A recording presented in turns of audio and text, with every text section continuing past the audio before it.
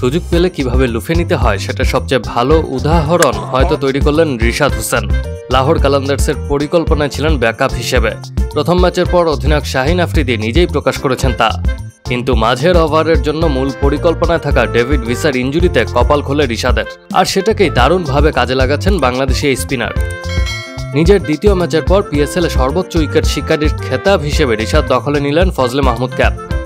Maroon রঙের এই cap franchise এই লিগে সর্বোচ্চ উইকেট শিকারীর স্বীকৃতি। এখন পর্যন্ত 2 ম্যাচে 6 উইকেট রিশাদের ঝুলিতে। প্রথম ম্যাচে কোয়েটা গ্ল্যাডিয়েটর্সের বিপক্ষে 3 উইকেট শিকার করেছিলেন। সেদিন তার বলে উইকেট খুইয়েছিলেন রাইলি রুশো, মোহাম্মদ আমির এবং আবরার আহমেদ। আর গতকাল করাচির বিপক্ষে তুলে নেন শান মাসুদ, ইরফান খান এবং আব্বাস আফ্রিদির উইকেট। এদিন তার bowling figure 4 over 26 run 3 wicket.